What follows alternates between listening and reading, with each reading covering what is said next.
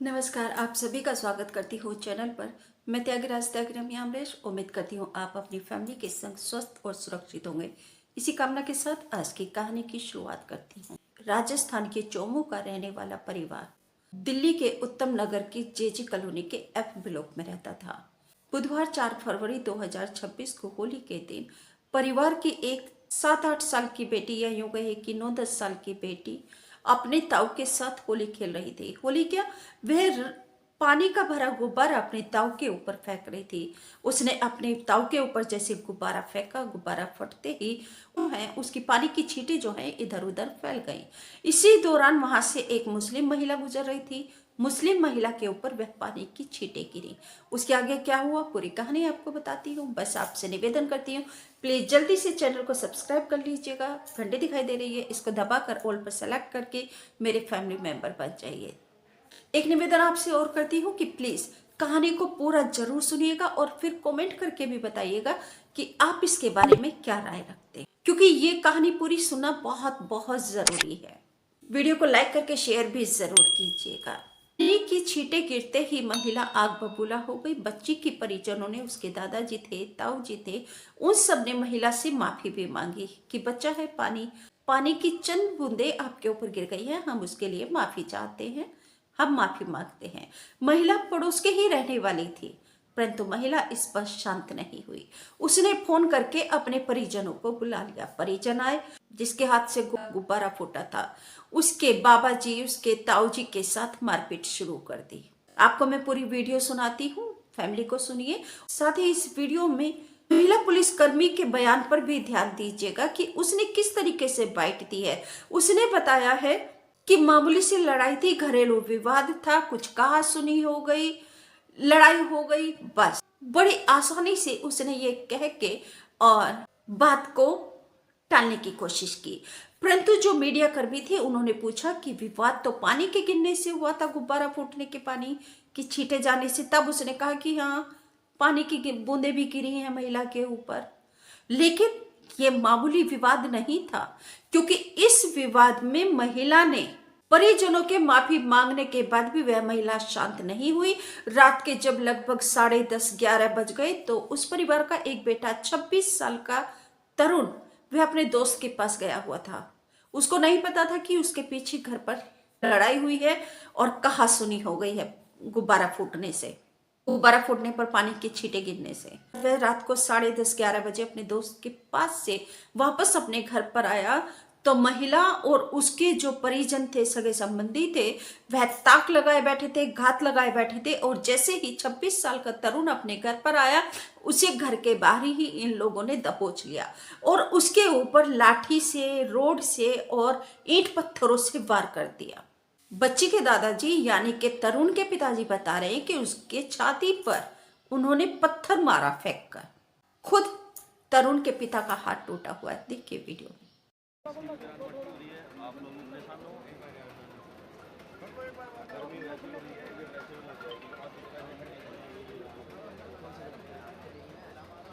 सारे समझदार हो, पढ़े लिखे, आपको भी ये समझाना पड़ेगा।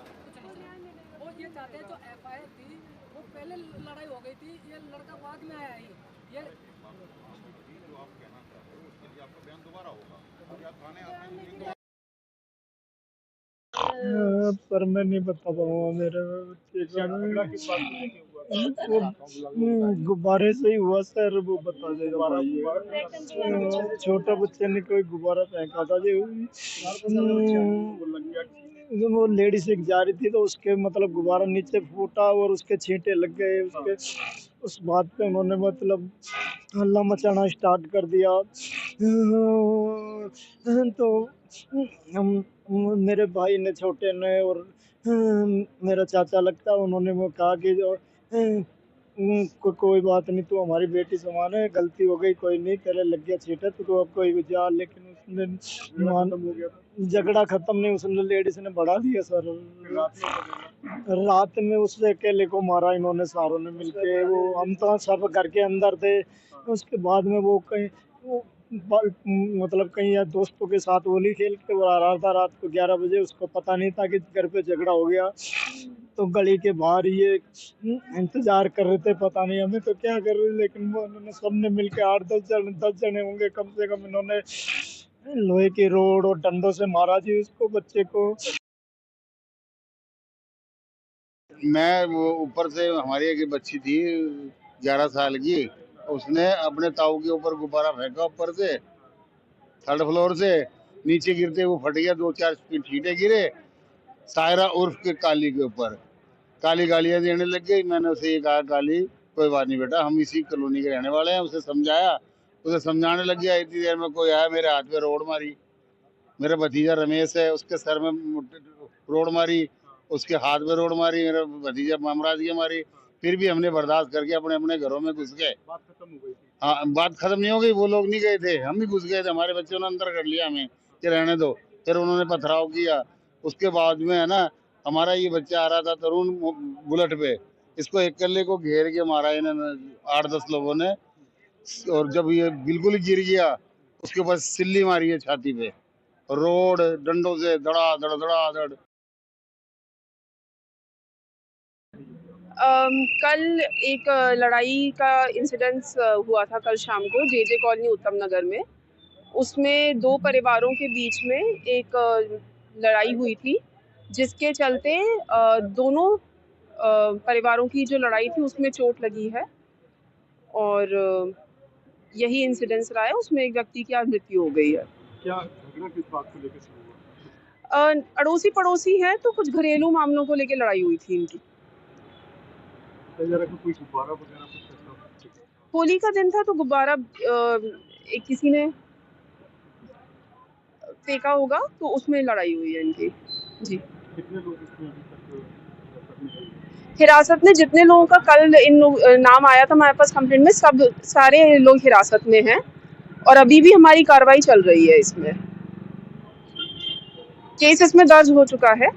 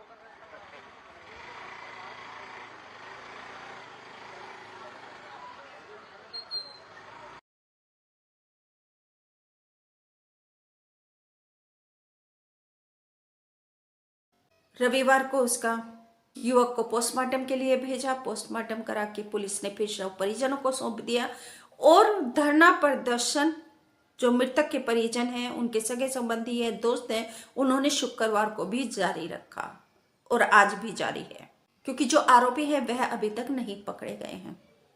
उनके घर पर ताला लगा हुआ है। पड़ोस के ही रहने वाली महिला जब होली के दिन घर से बाहर निकल रही थी, गैर समुदाय को यह पता होना चाहिए कि होली है और अगर रंगों से परहेज करते हैं तो फिर घर के बाहर क्यों निकले? क्या जानबूझ के एक बवाल मचाने के लिए एक प्रोपेगेंडा लेकर ये बाहर निकलते हैं घर से?